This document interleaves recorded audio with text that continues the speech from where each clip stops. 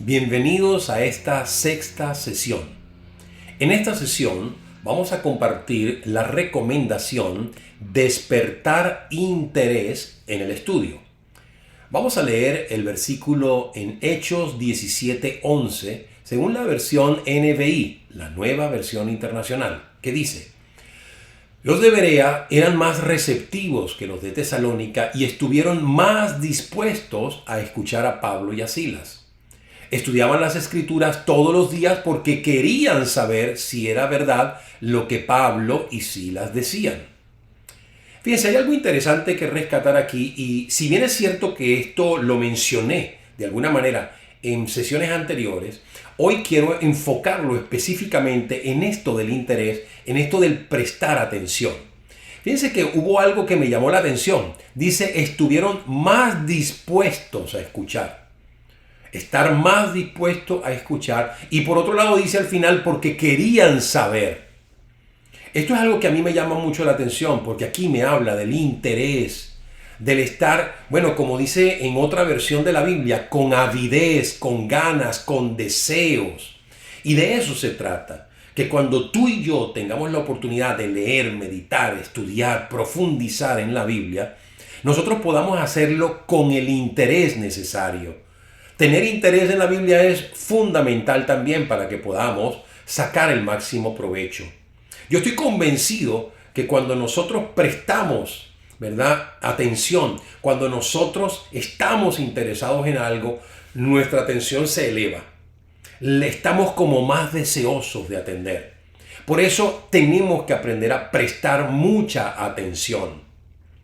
Permítame tal vez ilustrarlo de esta manera. Si usted, quisiera irse de viaje y usted planifica el viaje al destino soñado, aquel destino que obviamente lo escoge porque despierta un interés tremendo en su vida. Y resulta ser de que en vez de llevarlo a ese destino, la compañía lo lleva a otro destino que era totalmente todo lo contrario a su propio interés. ¿Cómo le resultaría eso? Mi pregunta es, ¿a dónde te gustaría ir? Porque eso va a definir tu interés, y al definir tu interés, tú vas a estar seguramente conectado, atendiendo firmemente a eso que tú estás proponiéndote. De igual manera ocurre cuando nosotros estudiamos o leemos la Biblia.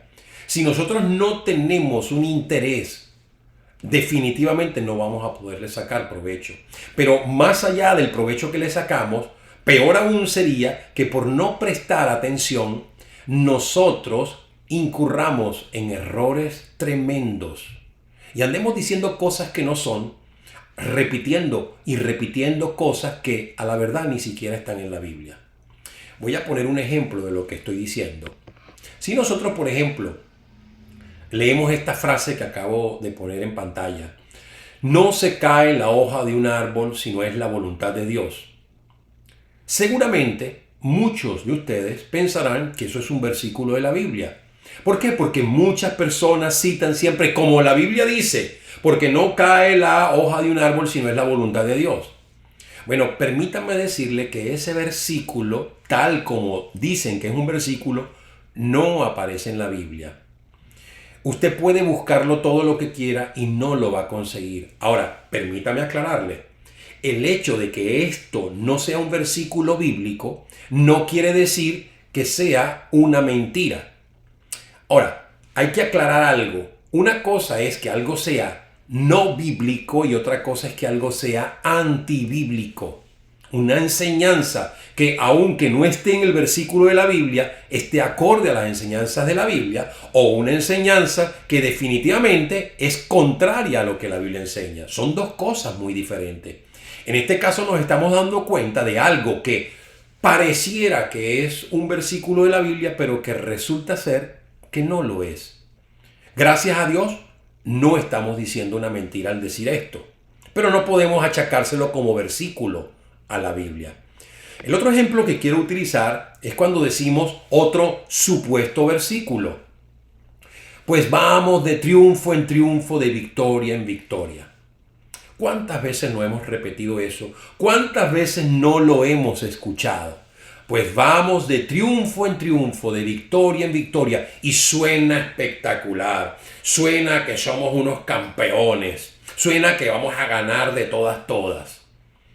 Pero la verdad es que eso no es un versículo de la Biblia. Miren, así como ocurrió con el primer ejemplo, ocurrió con el segundo. Yo me dediqué a buscar en la Biblia tratando de conseguir los fulanos versículos y ninguno de los dos apareció. El primero me tocó chequearlo en los primeros 3-4 años de mi vida cristiana. Sin embargo, ya acabo de cumplir 33 años de vida cristiana y hasta el año pasado es que yo descubrí que ese versículo de triunfo en triunfo, de victoria en victoria, no existe. Es algo que se repite y se repite y se repite y sin embargo no es un versículo de la Biblia. Ahora, la diferencia con el primer ejemplo es que esto sí es más peligroso. ¿Por qué? Porque esto sí atenta contra otras verdades de la Biblia. Me voy a explicar. Yo sé que más de uno debe estar pensando, Claudio se está volviendo loco y Claudio está diciendo cosas absurdas. Ok, para que no entremos en juicio, yo te invito a que tú busques ese versículo antes de que me tildes de loco y te des cuenta de que cuando lo hayas oído, aunque sea de mis labios en un pasado, hay que reconocer que decíamos las cosas sin haber prestado atención a lo que la Biblia realmente dice. Debemos aprender a prestar atención correctamente. Entonces, ¿cuál es el problema con este supuesto versículo? ¿Y por qué lo tildo de ya no solamente no bíblico, sino que incluso puede rayar en lo antibíblico? Porque usted va a encontrar, muchos ejemplos a lo largo de toda la Biblia, desde el Génesis hasta el Apocalipsis. Ejemplos sobran para demostrar que nosotros somos formados en medio de las aflicciones, que nosotros somos formados en medio de los pequeños fracasos, de los trastabillazos que nos damos en la vida. Así es como nosotros aprendemos las grandes lecciones. Nosotros nos vamos a dar cuenta de que grandes hombres, grandes biografías, puede ser, por ejemplo, alguien que fue fundador de una franquicia como la de KFC, o puede ser un presidente, un expresidente de los Estados Unidos del pasado. No importa el personaje, vemos como un gran científico también, como Thomas Alva Edison. Son personas que todas tuvieron que lidiar con pequeños o grandes fracasos en su vida para después reencaminarse hacia el camino de la victoria. Por lo tanto, nosotros no podemos pensar que la vida puede ser siempre de triunfo en triunfo, de victoria en victoria. Piense bien en la estructura de esa oración, de triunfo en triunfo. ¿Dónde está la derrota? Nunca, jamás, no se admite. Y ahí es donde salen doctrinas bien disparatadas, como que nosotros nunca jamás podemos equivocarnos, nunca jamás podemos fallar, nunca jamás podemos fracasar. Incluso hasta lo satanizamos. Y ocurre como cuando hablábamos en sesiones anteriores. Satanizamos la duda porque no entendemos dónde la duda cabe. Satanizamos todo tipo de cosas como el fracaso porque no entendemos que aún el fracaso tiene lugar en la vida del que es victorioso. Que por cierto recomiendo un gran libro de John Maxwell que habla del lado positivo del fracaso. Pero permítame mostrarle un ejemplo bíblico de lo que yo estoy diciendo. Cuando nosotros revisamos, por ejemplo, la vida de Josué, y nos damos cuenta de que en tiempos de Josué, él y el pueblo de Israel conquistaron Jericó de la mano de Dios. Entonces, obviamente nos damos cuenta del triunfo, de la victoria. Pero resulta que en su siguiente batalla no vino otro triunfo, no vino otra victoria, vino una degradante y aplastante derrota. Ahora, ¿qué tiene de malo la derrota? No tiene nada de malo, tiene algo muy poderoso, algo muy bueno. ¿Sabe cuál? En este caso, haberse dado cuenta de que necesitaban aprender mucho más la obediencia a Dios para poder seguir cosechando victorias en la vida. Y nosotros tenemos un corazón que es tan necesitado de aprender, una mente que es tan ávida de aprender, que por eso nosotros no podemos menospreciar el lugar que tiene la derrota o el fracaso momentáneo. Mira, el problema es quedarse fracasado, el problema es quedarse derrotado. El problema nunca será caerse, sino quedarse ahí en el suelo. Nosotros tenemos la oportunidad de levantarnos siempre. Pero así es como se aprende. Cuando nosotros nos damos cuenta de que, caramba, cometimos el error y entonces enmendamos y seguimos adelante. Entonces, este ejemplo de Josué nos hace ver que no siempre todo es de triunfo en triunfo. porque siempre habrá lugar para alguna pequeña derrota que al final en las manos de Dios se transforma en un instrumento para llevarte hacia la victoria final.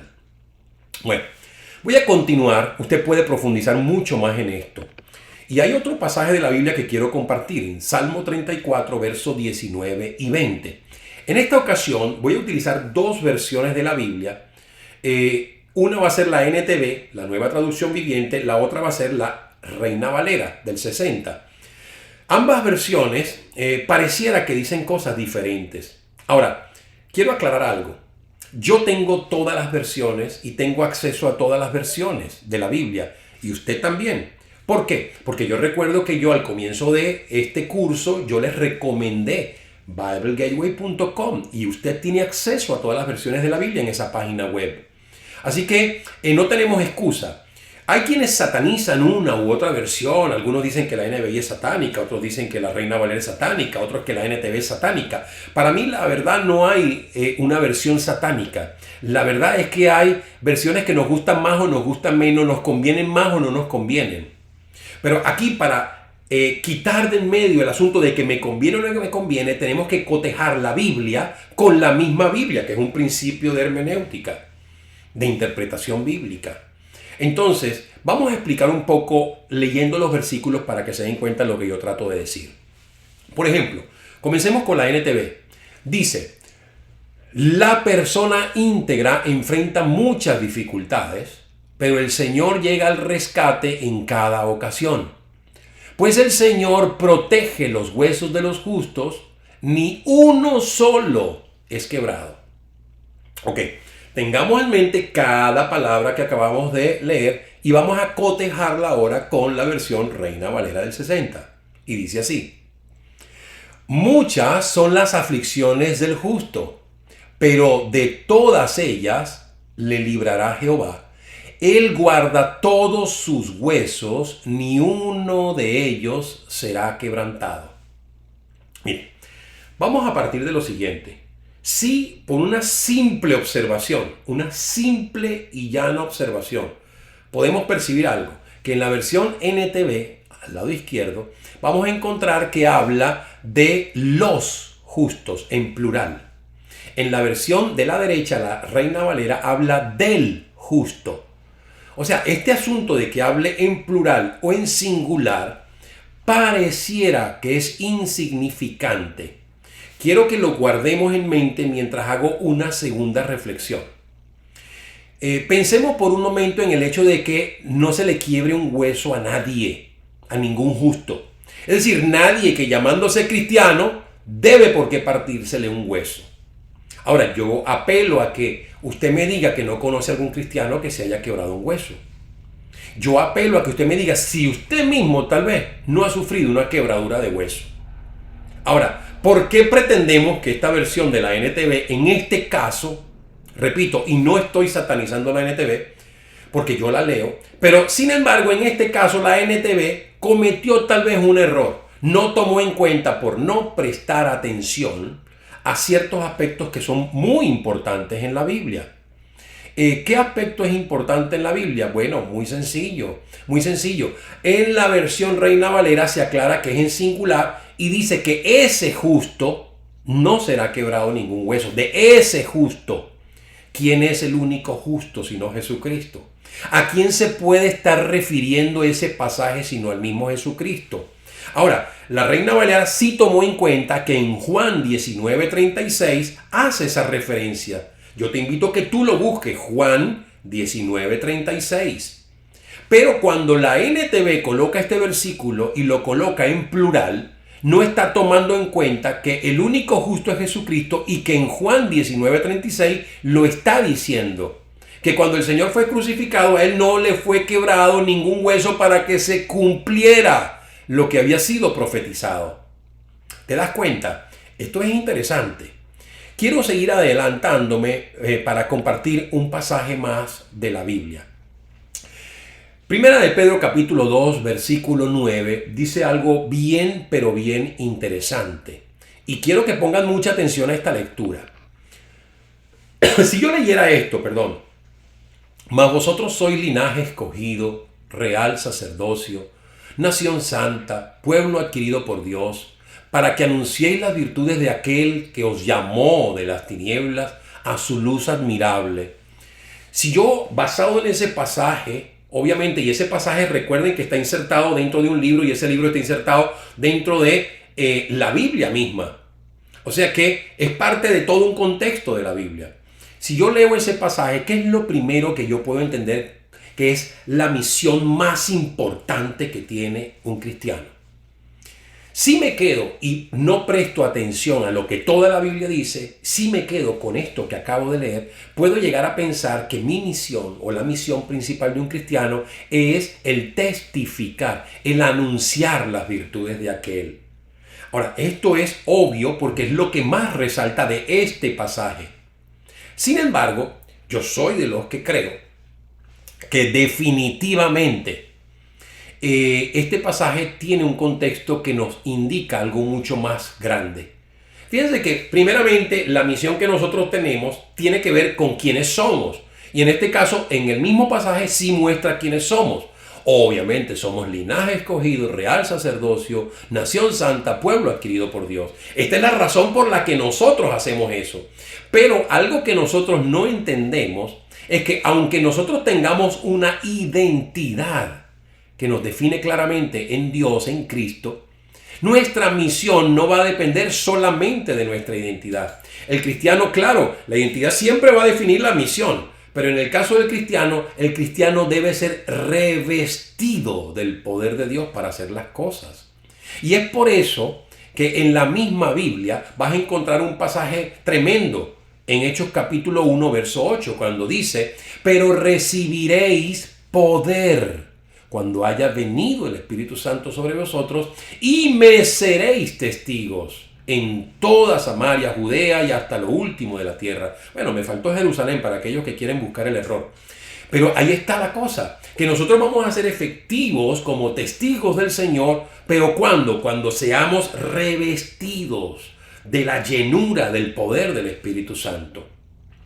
Ahora, si prestáramos atención al pasaje que acabamos de leer, ese pasaje aún sin necesidad de haber ido a Hechos capítulo 1 y salir del libro donde estábamos en Primera de Pedro, y mucho menos salir del capítulo, en el versículo 4 usted hubiera conseguido algo interesante. Acercándoos a Él. Es decir, que nosotros primeramente para lograr esto, entender nuestra identidad y cumplir nuestra misión, debemos acercarnos a Él, estar en contacto, en comunión con Dios. Por lo tanto, el testificar o el evangelismo va mucho más allá que de técnicas y secretos para alcanzar. No, se trata de estar llenos del Señor, porque llenos del Señor no hay nadie que pueda detenernos a decir lo que tenemos que decir. Espero que estemos entendiendo todo lo que estoy hablando. Y esto todo porque estamos aclarando un principio importante dentro de esta recomendación, ¿verdad? Despertar interés en el estudio prestando mucha atención. Bueno, es todo por la sesión de hoy. Espero que lo hayan podido aprovechar y pues nos queda una sesión más para que podamos disfrutarla. Que Dios te bendiga.